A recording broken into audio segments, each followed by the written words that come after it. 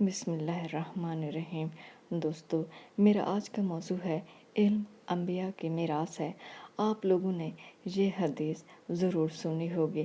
اب سوال پیدا ہوتا ہے کہ میراث کا کیا مطلب ہے؟ ہر انسان کا دماغ ایک جیسا کام کرتا ہے، لیکن صلاحیت کے لحاظ سے فرق پیدا ہو جاتا ہے۔ یہی وجہ ہے قرآن پاک میں اللہ پاک ہر صورت میں کوئی نہ کوئی بات ایسی کرتے ہیں جس میں فرماتے ہیں کہ ان پر غور صرف عقل والے ہی کر سکتے ہیں، جیسے زمین و آسمان کی تخلیق کی آیت، یا دن رات کا بدلنا اور موسم کا بدلنا، انسان کی تخلیق اور نباتات کا اگنا وغیرہ۔ ایسی آیات ہیں جن کے آخر میں اللہ پاک وہی بات دہراتے ہیں کہ ان کی تخلیق پر صرف عقل مند لوگ ہی غور کر سکتے ہیں۔ دوستو، اللہ پاک نے انبیاء کو زمین و آسمان کا علم عطا کیا، بلکہ آنکھوں سے مشاہدہ بھی کروایا، لیکن عام انسانوں کو اللہ پاک صرف قرآن کے ذریعے ترغیب دیتا ہے کہ زمین آسمان میں موجود اشیاء کی تخلیق پر صرف عقل مند لوگ غور کریں گے۔ جب عام انسانوں میں کوئی ذہین انسان اس پر غور کرتا ہے تو اس کو بہت سے راز کی باتیں معلوم ہو جاتی ہیں، اور ایسے انسان کو ہم سائنسدان کہتے ہیں۔ جیسے وہ نباتات پر ریسرچ کرتا ہے تو اسے ایسی جڑی بوٹیاں مل جاتی ہیں جس سے کسی مرض کا علاج ممکن ہو جاتا ہے۔ سمندر پر ریسرچ کرتا ہے تو اسے ہزاروں اقسام کی مخلوق نظر آتی ہیں، اور ان میں بھی انسان کی فلاح کے کام ہو جاتے ہیں۔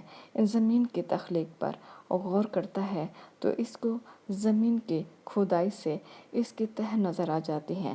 ان تہوں میں چھپے ہوئے خزانے اس کو نظر آ جاتے ہیں جو انسان کی فلاح کے لیے کام آتے ہیں۔ اس سے معلوم ہوا کہ واقعی علم انبیاء کی میراث ہے۔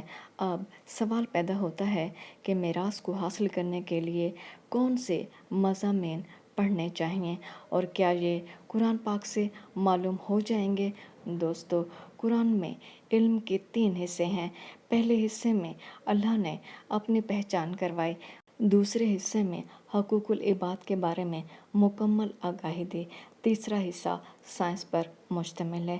اس حصہ میں فزکس، کیمسٹری، بائیولوجی، تاریخ، ہندسہ، فلسفہ، غرض ہر علم کی بنیاد قرآن پاک آپ کو فراہم کر دیتا ہے، اور بڑی حیرت کی بات یہ ہے کہ اللہ کی بنائی ہوئی کس تخلیق پر ریسرچ کرنی ہے وہ بھی بتا دیتا ہے۔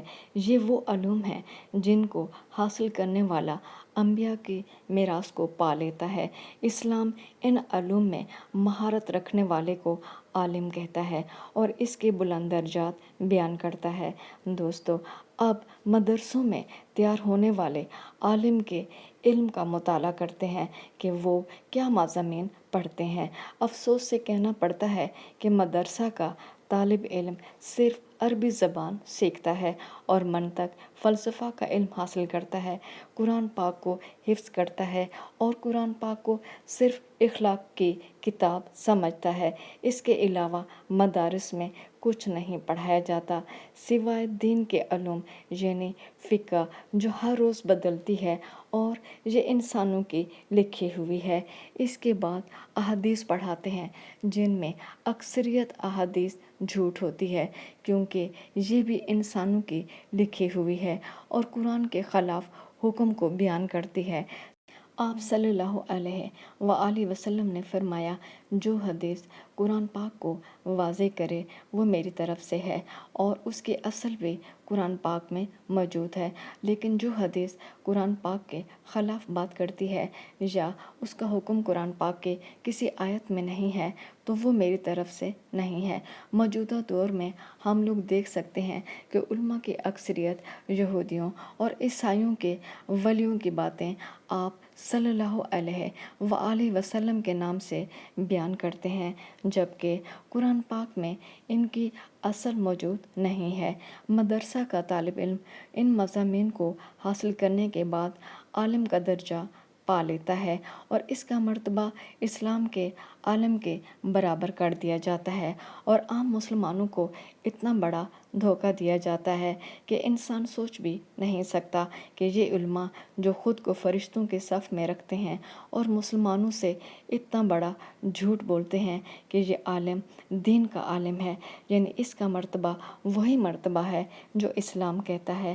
اب ان سے کیا کہیں بھائی، ایک عربی زبان کا ماہر کیسے دین کا عالم بن سکتا ہے، کیسے انبیاء کے علم کی میراث کو حاصل کر سکتا ہے؟ دوستو، صدیاں گزر گئی ہیں ان مدارس میں طلباء کو پڑھتے ہوئے، مدرس کو پڑھاتے ہوئے، لیکن آج تک کوئی بھی مدرسہ سے نہ تو ڈاکٹر بن کر نکلا، نہ انجینئر، اور نہ ہی سائنسدان۔ آخر ایسا کیوں ہے؟ غور کرنے کی بات ہے۔ قرآن کا 1/3 حصہ سائنس پر مشتمل ہے، تو پھر یہ لوگ اس حصہ کو چھوڑ کر باقی قرآن کیوں پڑھتے ہیں؟ آپ بھی سوچیں، ہم بھی سوچیں۔ دوستو، موجودہ دور کا کوئی بھی عالم اس حصہ پر نہ تو بات کرتا ہے اور نہ ہی بات کرنے کو تیار ہوتا ہے۔ آخر کیوں؟